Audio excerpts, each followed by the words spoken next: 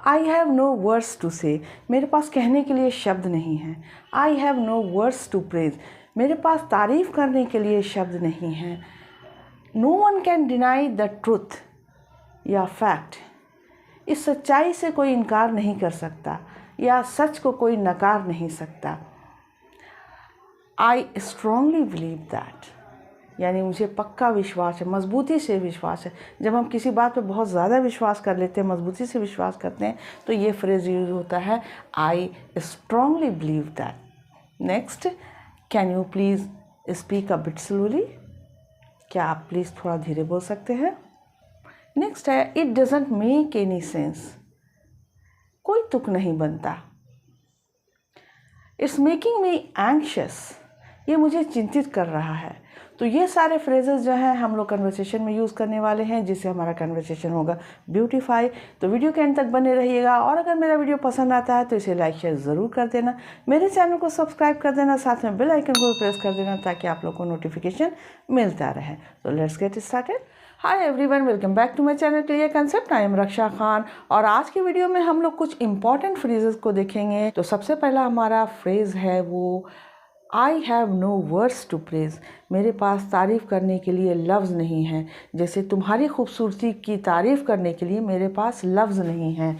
I have no words to praise your beauty, तुम्हारी खूबसूरती की तारीफ़ करने के लिए मेरे पास लफ्ज़ नहीं है। I have no words to praise. Clear. खुदा ने इतनी खूबसूरत चीज़ें बनाई हैं, गॉड ने इतनी खूबसूरत चीज़ें बनाई हैं कि उनकी तारीफ़ करने के लिए मेरे पास शब्द नहीं है, यानी शब्दों की कमी है। God has created so many beautiful things that I have no words to praise them. God has created, God ने बनाया है, सो मेनी ब्यूटीफुल थिंग्स, बहुत सारी खूबसूरत चीज़ें, that I have no words to praise, यानी मेरे पास लफ्ज़ नहीं है उनकी तारीफ़ करने के लिए। प्रेज देम यानी वो चीज़ें जो गॉड ने क्रिएट की है, जो गॉड ने बनाया है। नेक्स्ट है, no one can deny the truth या no one can deny the fact, यानी सच से कोई इनकार नहीं कर सकता या सच्चाई को कोई नकार नहीं सकता। जैसे इस सच्चाई से कोई इनकार नहीं कर सकता कि इंग्लिश सेंटेंसेस को रट कर इंग्लिश नहीं बोली जा सकती। No one can deny the truth that, यहाँ पर दैट छूट गया था, that English can not be spoken by memorising sentences. No one can deny the truth, सच्चाई से कोई इनकार नहीं कर सकता, दैट कि English can not be spoken, English नहीं बोली जा सकती है, बाय मेमोराइजिंग सेंटेंसेस को याद करके इंग्लिश नहीं बोली जा सकती है। No one can deny the truth that English can not be spoken by memorising sentences. Next है, आई स्ट्रांगली बिलीव, मुझे पूरा यकीन है। I strongly believe that the education is the key of bright future, मेरा यह पक्का यकीन है, मैं मजबूती से विश्वास करती हूँ कि एजुकेशन जो है वो ब्राइट फ्यूचर की चाबी है, यानी हमारे चमकीले भविष्य की, उज्जवल भविष्य की चाबी है। क्या? Education. I strongly believe that the education is the key of bright future. Clear. Next है, can you speak a bit slowly please.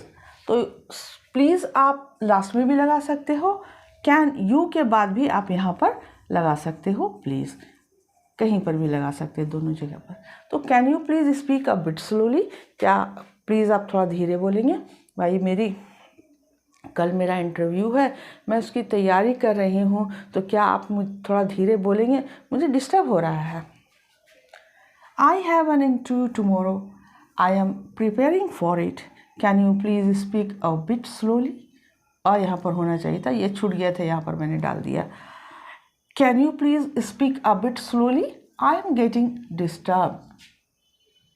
I have an interview tomorrow, कल मेरा इंटरव्यू है। I am preparing for it, मैं इसकी तैयारी कर रही हूँ। Can you please speak a bit slowly, क्या आप थोड़ा धीरे बोलेंगी। अ बिट थोड़ा, स्लोली यानी धीरे। आई एम गेटिंग डिस्टर्ब, मैं डिस्टर्ब हो रही हूँ। I have an interview tomorrow. I am preparing for it. Can you please speak a bit slowly? I am getting disturbed. Next. It doesn't make any sense. कोई तुक नहीं बनता. जैसे मैं स्टूडेंट हूँ, मैं कमा नहीं रही हूँ, तो इतने महंगे मोबाइल को ख़रीदना कोई तुक नहीं बनता. यानी मैं ख़रीद लूँ महंगा मोबाइल तो इसका कोई तुक बनता है? कोई तुक नहीं बनता. It doesn't make any sense to buy such an expensive gift यहाँ पर छूट गया, सॉरी, यहाँ पर एक्सपेंसिव गिफ्ट होना चाहिए. यहाँ पर ऊपर मैं गिफ्ट दे रही हूँ. It doesn't make any sense to buy such an expensive gift. यानी कि इसका कोई तुक नहीं बनता इतने महंगे गिफ्ट को ख़रीदने का. To buy such an expensive gift, यानी कि इतने महंगे गिफ्ट ख़रीदने का कोई तुक नहीं बनता. It doesn't make any sense for your girlfriend. अपनी गर्लफ्रेंड के लिए इतने महंगे मोबाइल ख़रीदने का कोई तुक नहीं बनता. अब जैसे मैंने कहा कि मैं स्टूडेंट हूँ, मेरे लिए कोई तुक नहीं बनता कि इतना महंगे मोबाइल को मैं ख़रीद लूँ.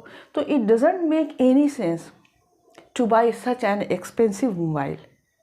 यानी कि कोई तुक ही नहीं बनता कि मैं इतने महंगे मोबाइल ख़रीदूँ.